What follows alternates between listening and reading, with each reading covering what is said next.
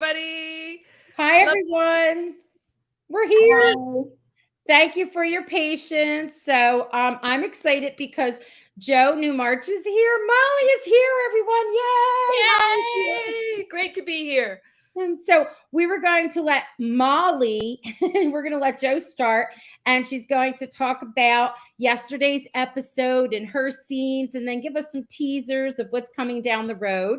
So go ahead. I'm letting you go first. Well, goodness, what a wonderful way to open the season. So, the usual amount of heart and drama and intrigue and fun, playfulness. I have to start by saying I think my very favorite scene of all was Nathan talking to his horse. I know. The scene we all didn't realize we needed. And I think one of the Hearties tweeted that they going forward in every episode now, there needs to be a scene where Nathan talks shop with his horse. It's so cute what he says too. I love it. Because he's like, can you imagine the two of us going on rounds in a car? And I'm thinking, yeah, no, Nathan, that's not happening. I know. Just complaining, griping to your horse, because they're the ones that'll listen to you, right? Yeah. Too cute. And I just need to start by saying, oh goodness, how adorable is Highland, the new Jack? Oh my gosh. I'm like, the rest of us should just go home and the show should just be about him. I mean, you can't compete with that. No, he's adorable. I love him. He's a little ham, He's a little ham. Yeah, he's a wonderful little guy and a natural actor. Yeah, it's just a delight to have on set. It was very hard for me to do my job and be a competent actor when he's on set, because I was just like hard eyes. And Peter's like, Johanna, come. I'm like, oh, but Highland's here. I can't concentrate. Anyway, so yeah, lots of fun. Yeah, as you see, we opened the season, which was a nice little moment with Faith and I, because Faith is really expanding her reach and her professional life as a doctor, which is so great to see, and really kind of finding her place in the infirmary. And it's great for Molly to be there to support her with that. Love the sisterhood always. And part of what we start to explore this season is we're just tentatively Molly looking for sort of some new direction in her life, be professionally. She's happy in the infirmary, but she's sort of wondering, like, what else can I do with my time and my life? So that's a little bit of a teaser. It's a really nice season for Molly and Faith to have some nice bonding moments, because they work together, so it's only natural that they would share moments and look to each other for advice, sisterly advice on life and romance, perhaps. And now hold that thought, Joe. I love the scene where you were inside the saloon and it was you and Faith and Fiona and you're sitting there and you're talking, and I'm like, I hope I see more of that dynamic. And I love it because I feel like you're like a voice of reason, like right now, Faith feels like, well, poor Fiona's feeling that way too, but Faith feels like, she can't do this. And I was thinking, you've done it before. And that's kind of like what you say to her, which is nice. Like, yes, you're there and there's like that girl bonding. I love that. I'm sorry. I didn't mean to interrupt. Oh, no, please interject at any point. Absolutely. And that's one of those, I think it's so many of our favorite thing about the show is that real sense of sisterhood, and women having each other's backs and lifting each other up and supporting each other through to the trials, the very real trials and tribulations of life. And I love that even though Faith Andrea is such a strong character, she's gone off and become a doctor, which is obviously a huge accomplishment in any era, particularly in that era. And even though she's clearly so capable and competent, she has these moments of self-doubt. Yeah. We all have those people in our lives that who see us for the BADASSs that we are. Yes. And we don't always see ourselves like that, because we're the ones who are privy to our own inner sense of self-criticism and self-doubt. Yes. And so, I just love that Molly strides up with her cup of coffee and goes, girl, you've done this before, you'll do it again. I got you, and just those moments when you're, and we all have those wonderful friends in our corner, and thank goodness for them, who remind us, I believe in you. I know what you're capable of, and you can tell your inner critic to beat it. Thanks very much. Now, will you? Go ahead, Kathy. No, go ahead. No, I was just going to say, are you losing that bond, or is Molly losing that bond with Florence now that Florence is married? Because that was one of the things I loved about Molly and Florence. They were just and giving her the wedding, the dress for the wedding. Yes. I loved all of that so much, and I'd hate to see that go by. Oh yeah, no goodness, no, that's not going anywhere. That's Okay. slow-mo forever for sure. Okay. I think it's mostly just a matter of like logistics, because Florence is helping Ned at the Right. mercantile, Right. and With me. we're together in the infirmary, so it's just a matter of we're just around each other quite a bit, so we just have those natural opportunities for little moments of connection. Oh no, there's some wonderful flow-mo scenes coming up, All some right, very, good. very funny ones actually. Okay, good, Yeah, good, good. some very. It's interesting actually. This season, some of the sort of the more low key, tender, dramatic moments are between Faith and Molly, and then a lot of the comedy is between Florence and Molly. So that's. Oh. But we actually do have one very, very heartfelt, dramatic moment, quite a bit further down the season, Molly and Florence, which is actually a very, very powerful, very touching moment. So we got it all. We got it all. I could only imagine. I know you can't say anything, but I can only imagine, because you, like Molly and Florence, they're from the beginning. It was their husbands that died in the mine. They had to put their lives back together. So you've been there since that beginning. So I can see the direction that the storyline is going in. And I love it, because I'm sure they're going to circle back and it's going to bring up a lot of stuff. So there is some great potential for the two of you to have a serious moment without giving it away. No, you called it. You absolutely called it. You must have a crystal ball, because there's definitely some whispers of that energy coming forward. Right. As you say, the tie back to the original, episode that launched our entire show. Those widows and their loss, and So that was. That season was like a very emotional season for me. I remember, I loved it from the beginning. That's what hooked me. Now, I know everybody wants to know, everybody always wants somebody to be in love. And I know there are little hints, at you and he's like grumpy pants, but I love him. Bill's like so crotchety and grumpy, right? I know, it's the best, isn't it? Yeah. I think it's all, we all know that often how people present is the opposite of how they are inside. And I think it's just because Bill actually does have such a tender heart that he comes across a little crotchety, because, he has to protect his tender heart, because, he's actually quite vulnerable, which I actually find so endearing. But yeah, the lovely thing about Bill and Molly is they're really making an effort to deepen their connection and their friendship. Because as we've sort of teased last season, she companionship can mean so many different things, right? Like romance, is one side of it, and also just the comfort of having someone in your life to spend time with and to talk shop with, and to play cards with, or have a tea or a drink with, or whatever, just those wonderful things that fill people's lives, right? So we all, don't get me wrong, we all love a romance and a nice kiss on a bridge, but I really, one of the things that John Tinker's really making an effort to do between Bill and Molly is really create opportunities for them to to be playful with each other, because they work off each other so well in that regard, and to deepen their friendship. So I don't want to say too much about where that goes this season, but it's really quite lovely. Yeah. I was telling Roxanne earlier, I love Molly's brutal honesty with Bill.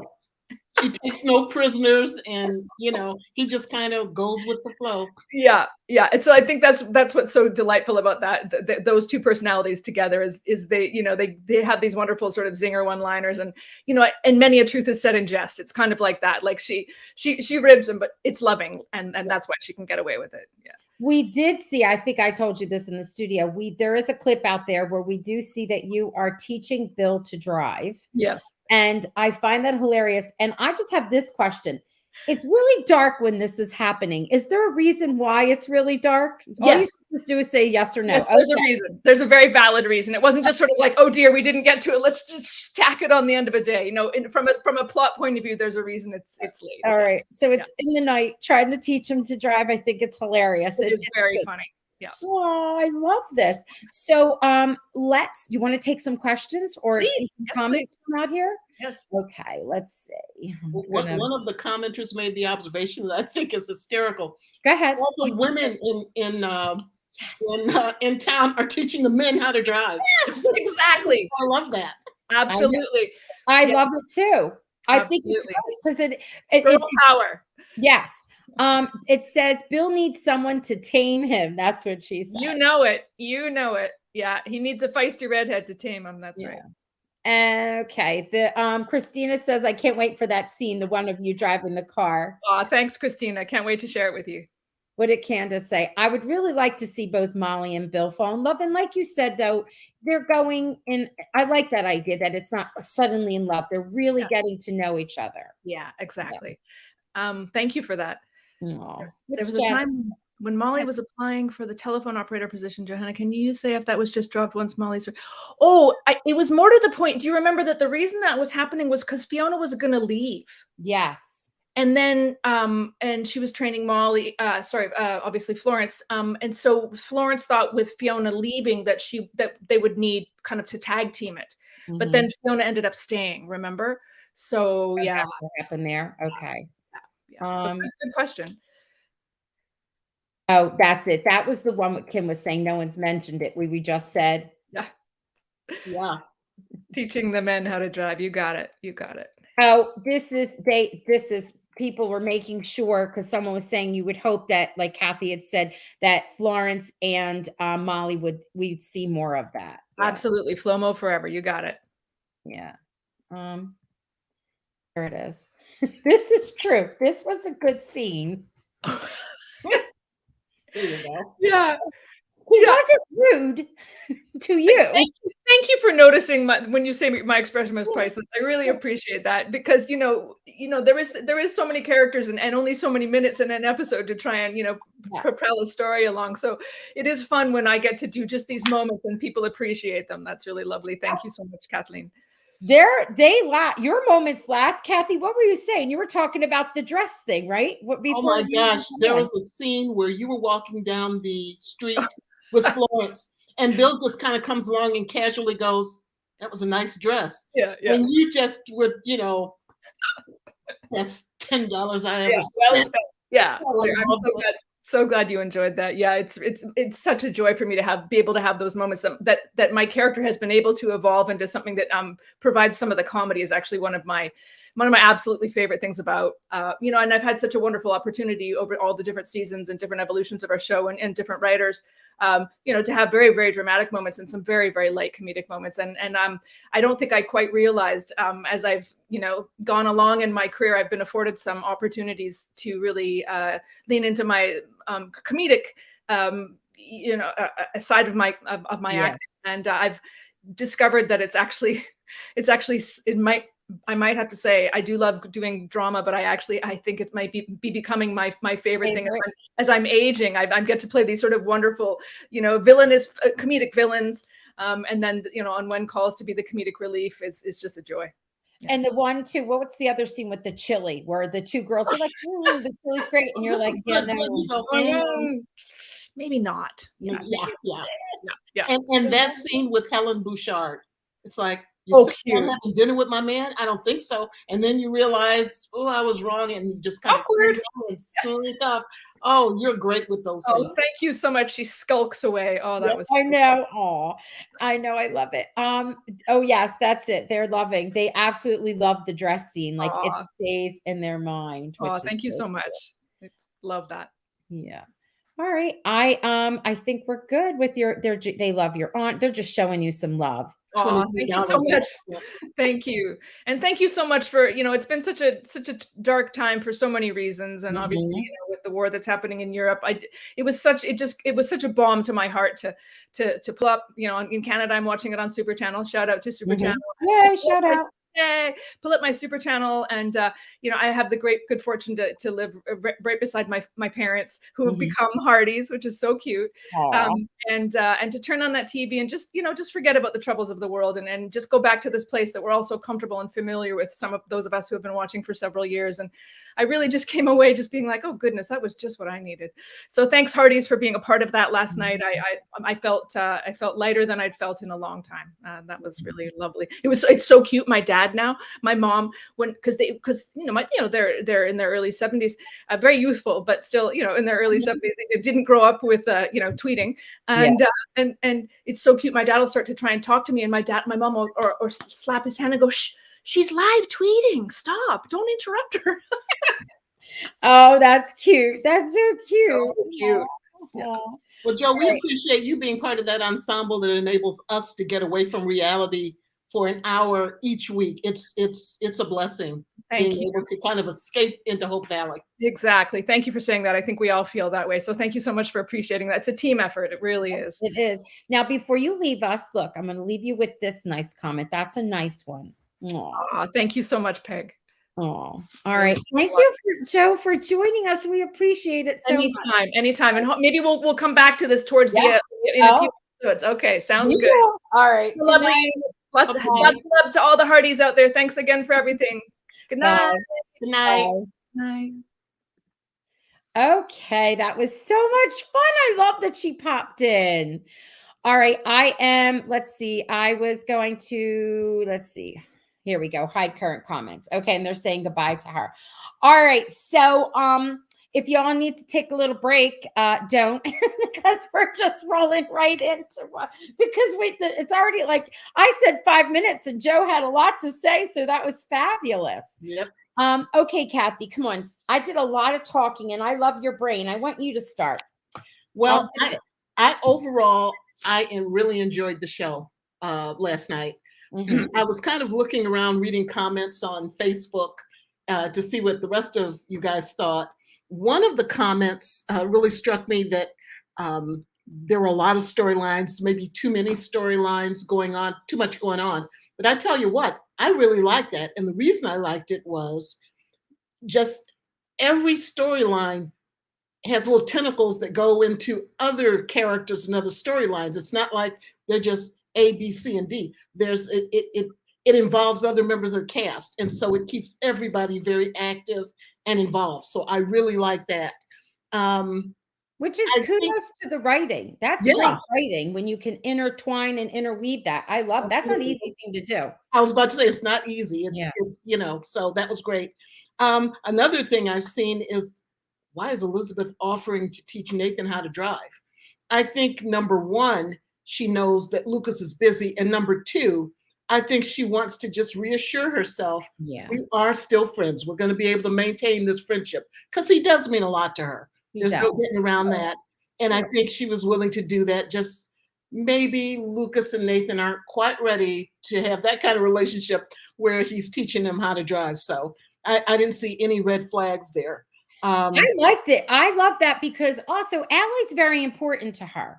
And Elizabeth's the kind of person who always wants to help out everyone. And let's face it, her character's the star of the show. I know there's an ensemble cast, but when it comes down to it, it stems from her, and how she's intertwined to all the storylines. But she loves the two of them. That's her good friend. And I like that. I like it, because he's a little on the vulnerable side, and that's the teacher in her. She's going to want to teach him, I'll help you. So I thought it was appropriate, in my opinion.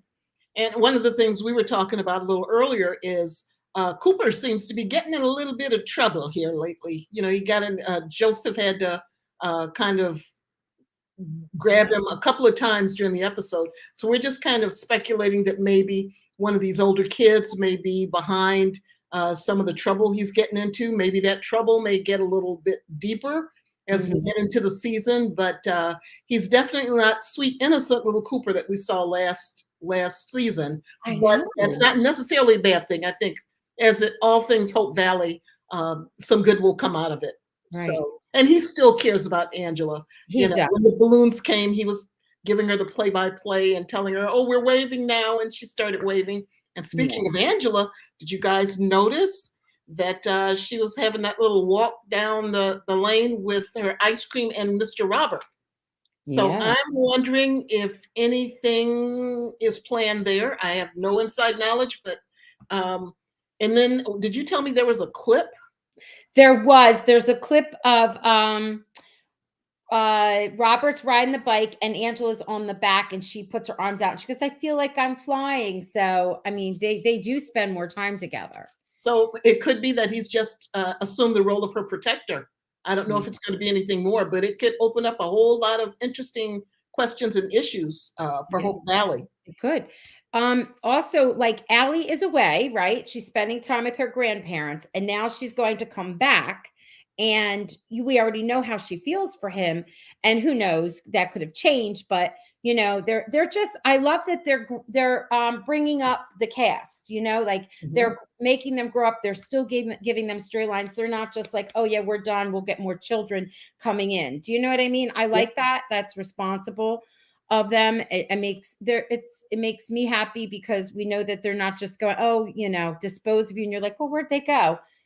I like knowing that. And we know so much about them because they've been on for years. And then that makes for even more interesting stories if we're in season 15 one day. And I absolutely love that what you just alluded to, Roxanne, that we're seeing these characters grow from childhood. We're seeing them from, you know, little kids and just watching them progress and end up in, you know, young adult storylines, and then hopefully they'll make it on to adult storylines. So I love that. I'm invested in Angela. I'm invested in Robert, and they're both good kids. And I'll just be interested to see where this is going, if it's going anywhere. Right. If it is, it could be just little seeds. And that's what I was saying. People were like, oh, I didn't like this. I was like, oh no, if you're paying attention, all the seeds are there, all the little seeds that we are going to later on say, oh, That's I remember that happened. Yeah. I remember in season 6, right from the very first scene, even before Lucas came into town, they started with, oh, here's your book. I wish we had a library. Oh, we need books. And the next thing, there was a library story. And by the time Lucas came in, it was this big story about a library. And that's how they even connected in the middle of the street. And it just kept on going. And then in retrospect, when you go back, you see it. But I saw it all along. I'm like, they keep saying books, books, books, books, books. Something's you know? And they did plant little things like that. Like, for instance, Mike Hickam. He says he's upset because the not wanted poster sign that he's on, they drew a mustache on it, and he's so brokenhearted. I love that character so much. But he says something like, I guess I shouldn't have campaigned on fire safety. And I'm thinking, we've never talked about fire safety except for the first time, you know, Elizabeth blew up her house and it burned to the ground. We've never really heard about it. So I'm like, that's going to be something that, and we already know that there is a fire, but even if we didn't know there was a fire, I would have paid attention to that. And I'm going to pick up more. And that makes me also think, when we saw that clip of the fire, when we see 2 people already inside, one of them to me looked like Hickam. So I'm thinking he most definitely is part of the fire company now, and he is involved in putting out that fire. So just little tiny things like that. And then I was also thinking about Cooper and all this trouble he's getting into, and it was just so much. And yes, he is the preacher's son. His father's back to being a preacher now. I'm wondering if it's not just going to be that. Maybe it has something to do with, we'll find out, because I know Viv and Natasha said this, we're going to find out more about their background. And like you and I have said before, I really do think that she comes from money.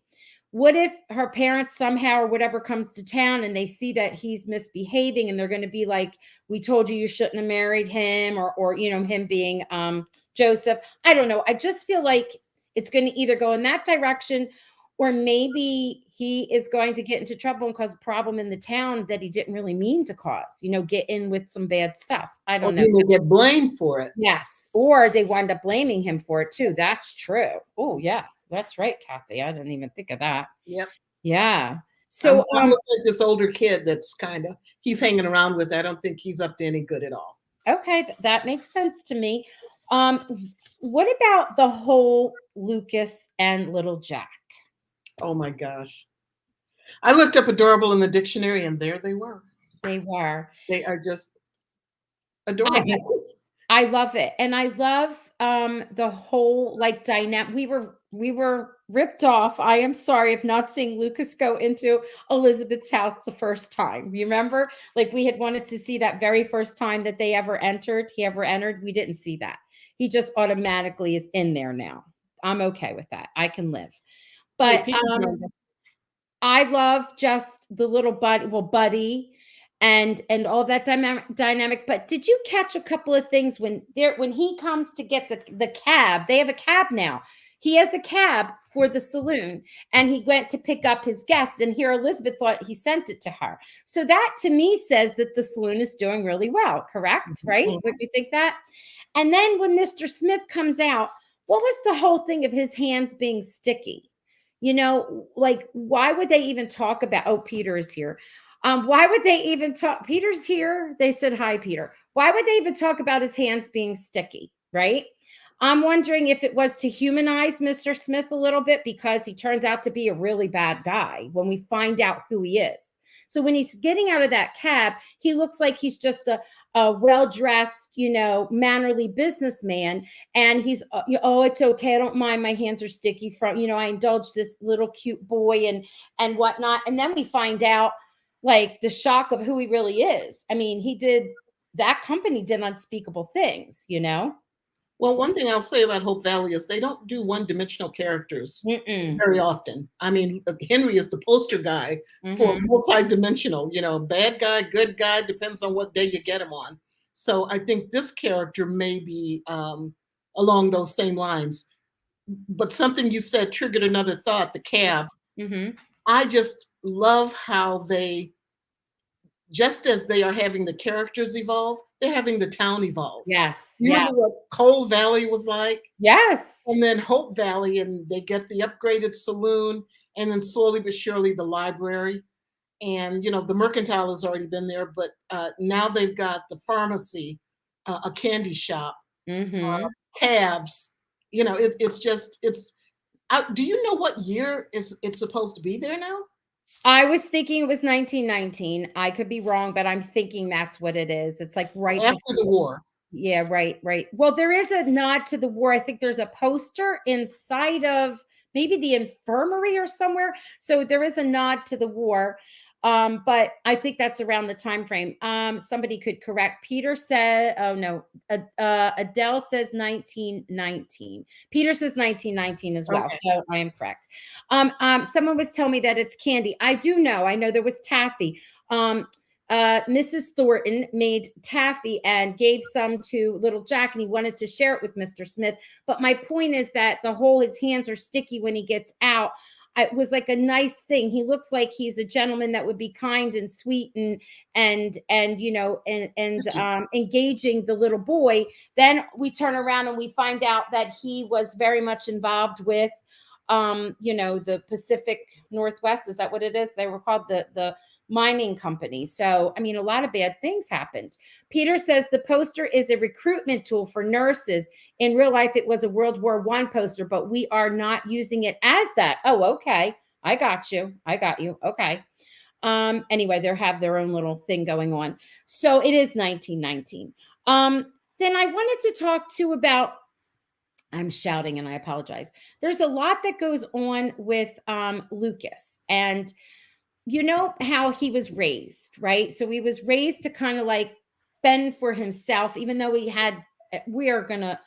think he had nannies because his parents were so busy, but they taught, like, mom taught him how to read. However, she didn't read to him. Remember, he talked about that. You taught me how to read, and then I was on my own. Yes. So I'm wondering if that's something that he never wants to have to happen for little Jack and for Elizabeth, that his career becomes more important. So when he first, you know, sees that she's there, and he you know, they come out of the cab and they're like, we'll walk ourselves home. And he like looks around and he's like, you know what? No, I'm going to walk you home. And I'm like, okay, good.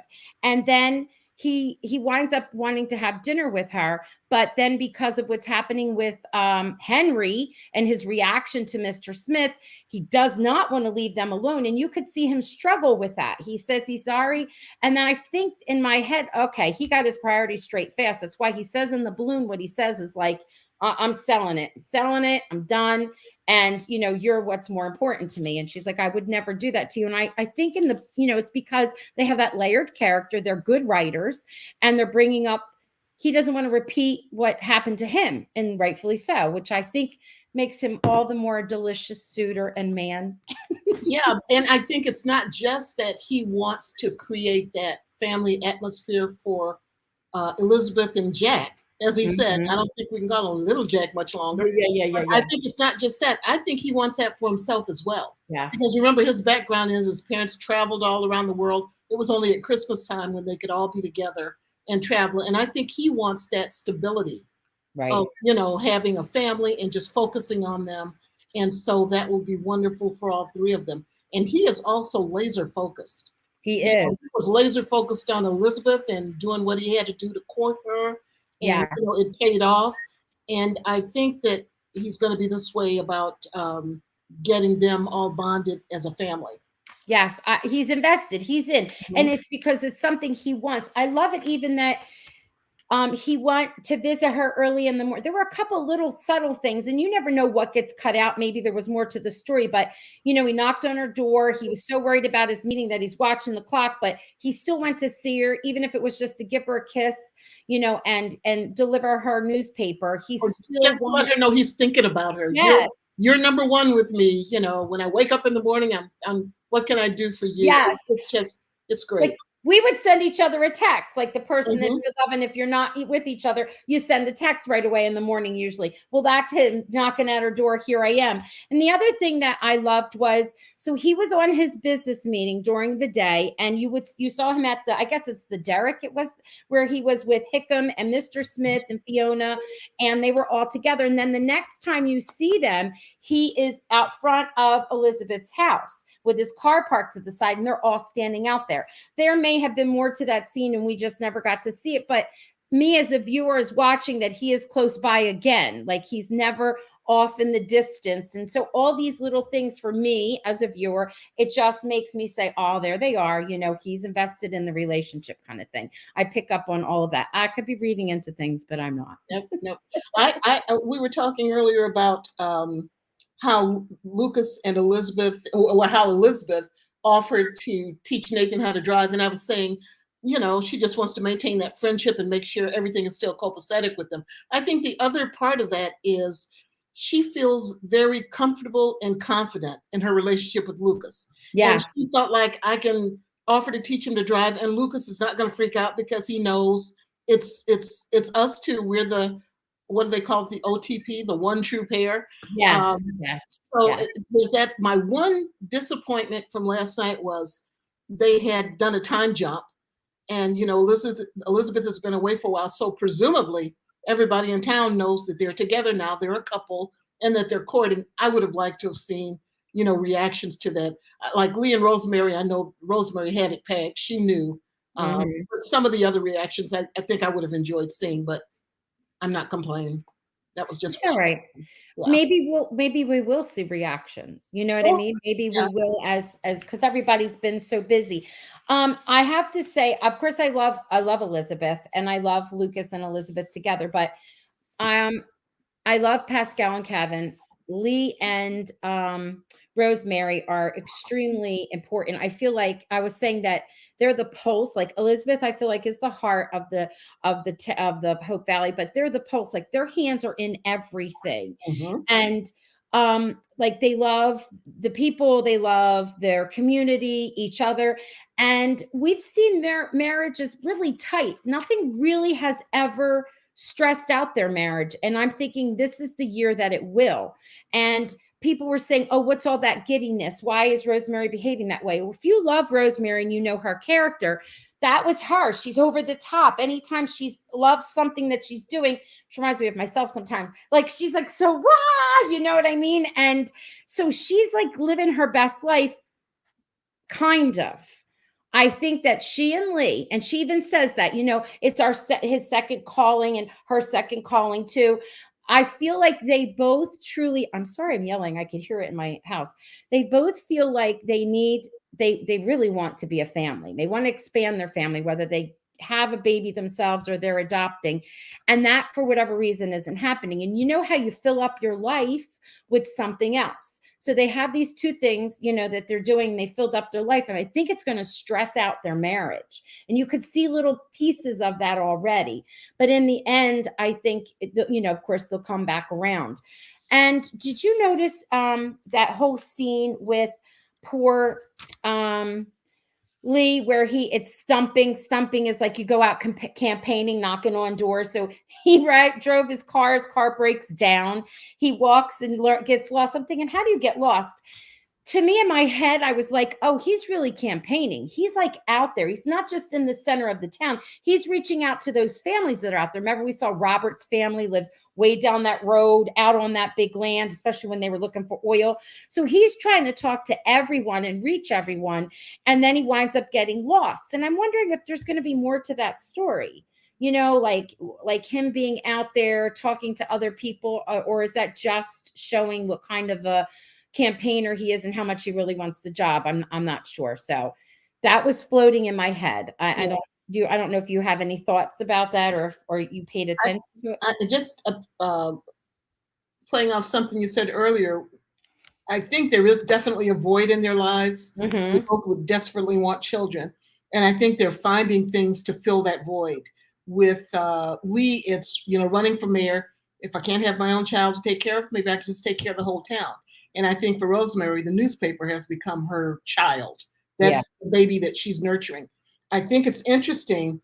One interesting dynamic that could cause the tension that you were talking about. Mm-hmm. If she does get pregnant this season, next season, ever, it could be that tension could be, Rosemary, you need to stop. You need to slow down and take care of yourself. And Rosemary flitting around, I can do it all. Don't worry about a thing. And so that may cause a little bit of tension between the two of them, because everything has been solid up until now. There's a lot of sidebar comments. If I were in the classroom, I wouldn't be happy. I would not be happy that someone's hijacking once again my lesson. It's okay. I'm kidding. So the other thing I wanted to address, well, there's two other things. I'm not going to address too much of Mei Su, only because Amanda Wong will be coming on next Monday, and she'll be sharing, what her insights on what we've seen from scene 1 and 2, and I'm sorry, episode 1 and 2. But I was a little taken aback by her character. Like, Kathy, you and I talked about that, right? Yeah, she came into town as one poster, and I don't remember who it is. I can't give them credit for it, but it cracked me up. Why did she come into town dressed like a ninja warrior? I'm not sure how to take it yet. I'm sure I'm going to love her down the road, but right now, it's like, why are you being so obscure? Why are you being so inscrutable? No, I mean, I'm not trying to be nasty, but she's being just so, I can't tell you why. Just go along with my program here. Don't write and talk to Jeffrey. Don't reach out to him. Let's just go with the flow. But she comes into town is dressed as a man, changes to fool Nathan, and then she's very pleased with herself as she goes by, "Hi, Constable." So I don't know. It's just, I'm not warmed up to her yet, but I expect I will be. But it's okay, because that's exactly what they did with us for Lucas when he came. There's always a mystery about somebody. There was a mystery about Carson. They've always got mysteries behind them. I was just like so surprised about how she talked to people. Like when she's like, here she is. She's first meeting Florence and Ned, and they're looking like, you're not the person. I know you've been corresponding with me. You're going to bring my trunk over, right? And I'm thinking, what? Like, that was rude. And Ned's like, yeah, sure, I'm going to bring your trunk over, but hey, you're lucky that we're even going to take you in, because we don't even know who you are, like that. And then poor Faith. And then she's like being challenged, not sure what she's going to be doing. And if it's okay. But she's got Molly to help her. There's going to, when Amanda's here, we're going to see what she says. And we have to look at episode 2. Now, the whole thing with Nathan, I remember Nate was on Pelche, and he was saying something about an accident and animals were involved, and he, had to help out with the vehicles. And I was thinking, with the cars, I've said this all along. I even made a video about the level of danger. And with all these cars, there's somebody that's going to get injured. I just did not realize it would be Nathan. Not until, recently when we saw the different clips. But in that episode, you knew it was going to be him, because every time Nathan spoke, a vehicle came swarming by. One time it was Henry speeding in like a speed demon.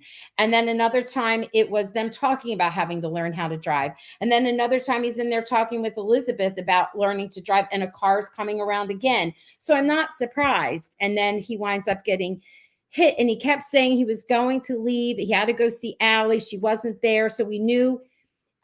I'm wondering, how long is it before he's hit and then somebody says or learns something? I'm curious to see how that goes too. I don't know. I love, though, when Bill says, like, you just dropped her off, and he goes, I know, but I miss her. And I love that. Those two are adorable together. And I want that. Sorry, I thought I heard a knock. I want that to continue. Is there anything Yeah, it's one thing I'd love to know for the, I guess this is a writer's decision, or maybe it's, I don't know whose decision is, the producers, directors, writers, but all of the women, I'm trying to think if there are any exceptions, all of the women in Hope Valley are independent and assertive. Yes. And Yes. is that a deliberate decision that this is the way it's going to be? Does it reflect some kind of historical perspective, or that's very unusual? Well, I'll tell you what, the show is unusual because that first season, those women should have crumbled. Their husbands died. But They took didn't, over. they should have just, the town should have just, been gone. They would have moved on, had it been mail order brides. I don't know. And I don't mean that as a joke, but you know what I mean? Oh. How do you live without a man? They And picked here, up pickaxes and yes, and they did it. So I think that theme running through is still going, which is a nice thing. but it seems unusual for that era. Oh, it is. But somebody said, we're not going to have any wussy, women crying in the, crying in the kettle. So right. Well, they have a female mayor, okay, and then just think about a female business owner. I mean, how often did that happen? And technically about the right to vote, and when you got the right to vote. So it's Hope Valley where things are a little different. The trunk, we needed a trunk to explain where all of her wardrobe came from. It couldn't possibly all fit in her saddlebags. I get that, but that's not even the point I was thinking. I was thinking about how she was like, you will be sending it over to me. It's how she addressed him, not the trunk itself. It's just how she's speaking to people. She's very direct and used to being in charge and a bit on the bossy side, but that's okay. I'm not saying I don't like her. I just didn't expect her character to be that way for whatever reason. So it's a cool surprise. I'm intrigued. The first time she hits town and she wants to be the new pharmacist. Yeah. Yes. I'm loving her. I mean, I like all the characters. There's not a character. Apparently Nathan is too. Yeah. Pardon me? Apparently Nathan is too. Oh, he was kind of intrigued. Yeah. Yeah, maybe. All right. So there are just so many different things in here. I don't know if somebody I don't know. Peter's having his own running dialogue. I don't know what people were asking. So I'm just going to go back to see if I can find out what people were asking. And I didn't use my other browser, so things will move slower. What's that? It says they showed someone that will be her husband so she could be hiding from him, but it is not. Oh, no, it isn't. Matthew James plays Arthur Gilchrist. There's a totally different actor, if it's true, that plays her husband. I did reach out, or plays that particular character. I did reach out to the actor, but he was not receptive to being interviewed. He might be afraid that I'm going to try to trip him up or something. Sometimes people think that. I would never do that, not in a million years, but they don't know me from Adam. What's this? I noticed Hickam saying he was campaigning about fire safety. Yes, and that's what I was saying. Makes me think that maybe that's why there is a fire truck or even a fire in the last block. Oh, of course. Yes. Peter had said earlier, he reminded us that there was that big fire at the oil derrick and Hickam was there. Do you remember when the oil derrick exploded? Mm-hmm. And that caused a big old fire, and Hickam was involved with that. So. He got burnt, remember? Yeah, right. Yep. And people are saying they think that Mike wins, and as the merit, that's why he starts the race. And remember, there's a race between. Oh, maybe you didn't see this because you don't like to look at the clips, but they shared a special. Well, the day we were all together, the night we all got together, all of us girls, and we were talking about everything. There was a 3-minute promo or sneak peek. Oh, yeah, I did see that one. Yeah. Okay. The horse race and the car race. But the bike race. What I love is that the character is so positive. They don't even pay attention to his rules and they take off and he could be angry. Instead, he goes, that was a spirited start. He's just so cute. I love him. They're thanking Peter because he's been answering all kinds of questions. And I can't see what they are because I'm trying to move up. I don't know where Mike wins. Oh, they're all saying he wins. I think she's overcompensating. Let's see. Starla, do you mean that who is overcompensating? Are you saying that's what Amanda is doing? Not Amanda. Mesu is doing. Could be. That's why she's so aggressive. And I think she's fearful. You know how she says, don't, I'm trying to start over. And when they say, you mean your husband, she evades that, right? Mm. I don't know if Peter addressed this or not, but someone is, they want to know about the twins. So I wanted to say something about that. John Tinker addressed it, and John Tinker said that, bravo to his parents. The kids were just exhausted. They were tired and they were not into it anymore. You don't know when an infant is into something or not, but he said, and the parents said, we're going to take a break, and that's what they need. They need to live their best life. They're little guys, and if you're following them on Instagram, you'll see the cute pictures of them at preschool, and they look very happy and excited. So that's probably what it is. So to me, that doesn't matter. I love them, and now we've moved on, and we have a new actor, and I mean, end of story, right? They're kids. I don't like to talk about children. I want them to have their good time. They're done. We move on. Okay. I don't know if anyone has what's this? Peter, does Lucas improvise some of those sweet kisses, nose nudges, the kiss on the nose? Like, how did Peter know that? Like, Peter. Yes, they did film in season 1. I saw them. We saw them in behind the scenes, but as we said, they didn't continue, and they have a different little Jack. And let's see, what's this? When Elizabeth was telling Lucas all his gestures don't have to be grand, made me question if the red box Lucas gives Elizabeth could be a ring and he's doing it. I don't know. They want us to think that. Come on now. That's an advertisement thing. Promo. Yes. Yes, he did direct the episode. This is true. But I mean, we have to give the actors some credit, for them just thinking on their feet. I don't think they break down every single thing, right? What's this? I was wondering, Roxanne, why Lucas, Mike, and Fiona were in the front of Elizabeth's row house when his car was there. They never really said, Kathy. I just noticed it, and I don't know. He's always there. He always wants to be close by. So I pointed it out, and I loved it because in my mind I saw it in the background, Yep. And I think that may have been the point. Yes. And you know what else may have been the point too, is that they needed a little bit of like congestion. This is just me. I'm the director now, Peter, because that's also the scene where you see Nathan coming around from, the outskirts of town in. And that's where the way Mesu came, and she ducks in between the houses and she gets changed into, she, puts her stuff in her saddlebag and she comes back around. And I guess to not make her stand out, and they have like a little group there. I don't know. That would be a question for Peter. I don't know. I'm just pointing it out, and I like it. You were talking about subtext. I'm wondering if they're going to play off or things that seem innocuous. Oh, just, one-off happened. That whole scene with Mesu and little Jack, where he saw her changing and she told him, shh, and he's like, okay. So I wonder if they're going to end up being close buds or something. I don't know. I'm going to highlight this so I don't forget this one, and then I'll come back to it. It says, does Fiona have an agenda? I wonder what you mean by agenda. Like, we know that she's trying to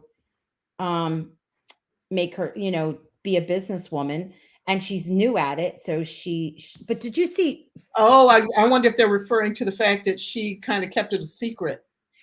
I know, and said Mr. Smith and Henry's past. Yes. And I just feel bad for I know they're characters, and I feel bad for Mike because he kind of he kind of took it well. He didn't flip a wig, but he never does.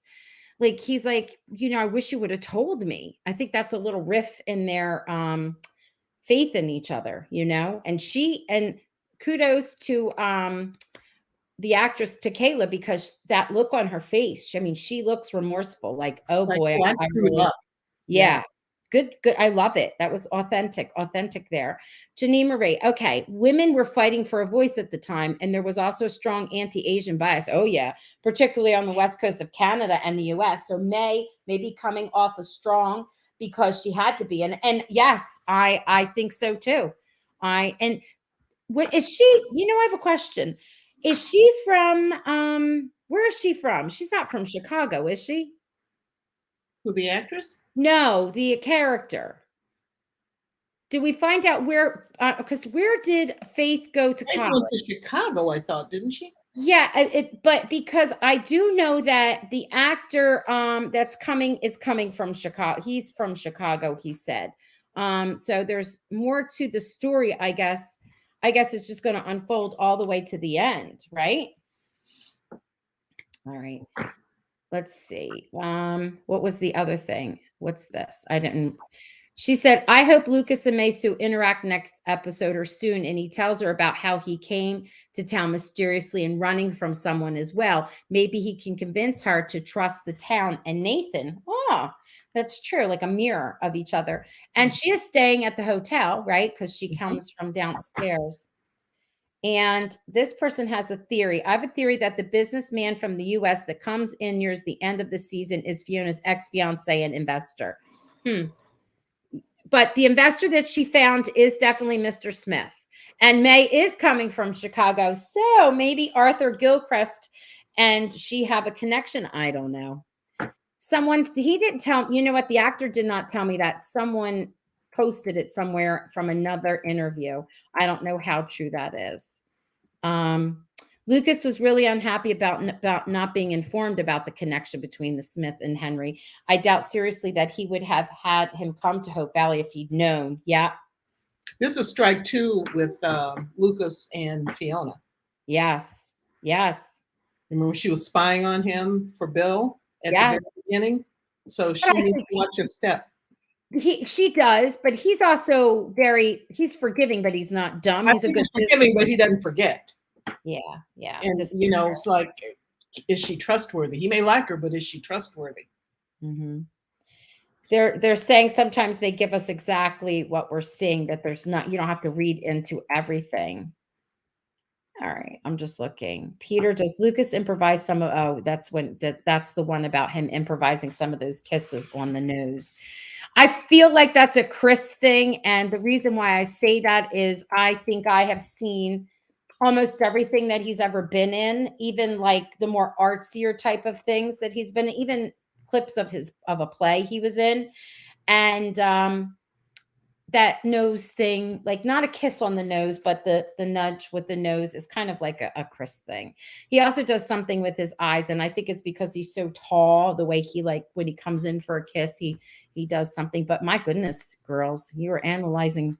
I think he and Aaron really kind of talk about this stuff and map it out, because I know they did with the kiss on the bridge. They went through step by step what the emotion they wanted to show. So they may do that for all the kisses. Rotten job, but somebody has to do it. I know, the stress of it all. It says, I was not happy with Fiona either. I guess Nikki is addressing Joan. She should have been up front with Mike and Lucas about Mr. Smith. She did overstep. And don't you love it? Because that's drama. That's going to push forward the story. So, we had Mike, who was just gaga over Fiona. There was nothing that she could do that was wrong. And now he's getting to see she's human and she has layers and little bruises and dents. And that's what makes the relationship, come out stronger. Because if not, we wouldn't have a show, would we? Right. Exactly. So this is good stuff. And I love that we get to see it all a little bit in the beginning, because those are all the little seeds for the storyline, which is amazing. I'm so excited. All right. I don't think we have any questions. Is Lucas going to, let's see. Is Lucas going to sell his shares to Henry and not Mr. Smith? I wonder that because the town already have Gloria, have loved that. I don't know. I'm not sure. It's a typo on what she's asking. I do know that I don't think Henry can afford it, actually. I think that's why he partnered up with Lucas in the first place. but it does look like he is going to sell. You know, it makes me wonder. So he sells the oil business, and if he's a good businessman, he, has money invested and whatnot.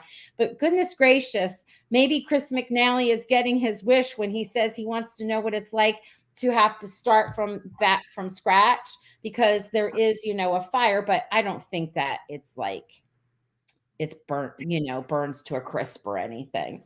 Okay. And yes, Henry does look sick.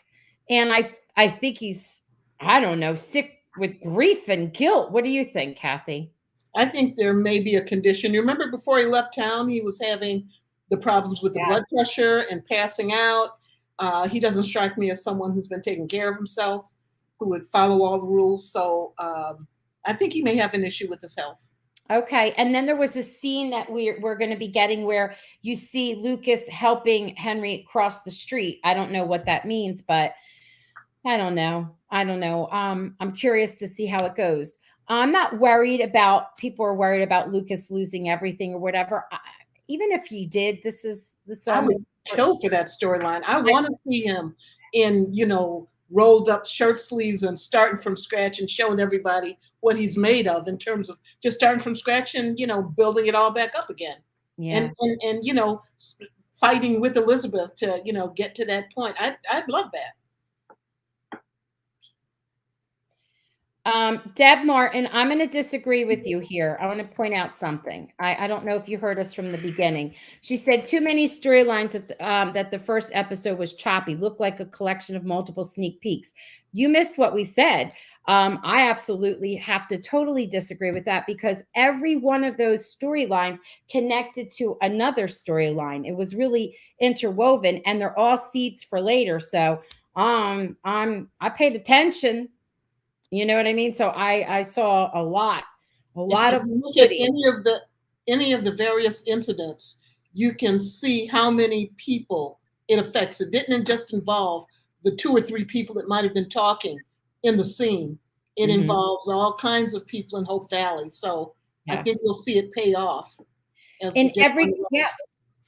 Every conversation that was had, they also linked it to someone else. Even the conversation that Minnie had with Elizabeth and Bill. Oh, I would like to, you think he'd sell to me? That kind of thing. I'm going to start this one, but then it says, I like this because this shows what a good actor, Martin is. I had to stalk Martin online to see if he was sick in real life, and he looks fine. I know. He's an amazing actor. I'm hoping to have him on to chat for a few minutes like we had earlier. Let's see. This is what is Janine saying. Lucas' self-worth is partially tied to his ability to give to others. You dazzle them. If he loses it all, he can find out they like him just for who he is. And that's kind of like the lesson that I think he's going to be learning. Yeah. All right. Yes, I thought Fiona's mustache comment was funny. All right, let's see. This person's saying that episode 2 will be much slower. The first episode had to reintroduce all the characters and give us a start of their storylines. And I think that they really did a really good job of it too. Yeah. All right. I think we are just going to end there unless you wanted to add something, Kathy. No? Nope. I'm just I'm looking forward to the rest of the journey for this season. I think it's going to be good stuff, and I'm kind of invested in all of the storylines. I kind of expected Lucas and Elizabeth, of course, Lee and Rosemary, definitely. And, maybe something else, but man, the way they presented it, and partly because everything is kind of interwoven with other storylines, I'm really looking forward to seeing all of it, how all of it unfolds. Me too. It's going to be good. It's going to be really good. And I don't want it to go in a blink of an eye, but you know how that goes. It does go fast. So if you are able to, every Monday night following a new episode, Kathy and I will be here, and we'll have guest appearances from the cast members. So I have, I can tell you what's happening for episode 2 and episode 3. I'm still working on episode 4. That's a hard sell. So for episode 2, we will have Amanda Wong on, and she'll be talking about Mei Su. And then for episode 3, we have, well, that's when Wesley Salter, his character makes the appearance in if I'm reading my press packet correctly. So he'll be popping on. So that will be our guest for episode 3. So we've got some good, exciting things here. All right. We're going to end with this, and then we'll say good night right here. This is cute. I love this. Thank you, C. This show is blessed with all great actors, everything about the whole show. And I have to agree. I do agree. Thank you, everyone, for tuning in. Thank you all. And I forget who was it that we disagreed. It's okay if we disagree. It's fine. I just have to point out my opinion and what I observe. If only you weren't so shy, Roxanne. I'm sorry. I'm sorry. I'm really sorry. No. Right. Good night, everyone. I'll see you next week. Yes.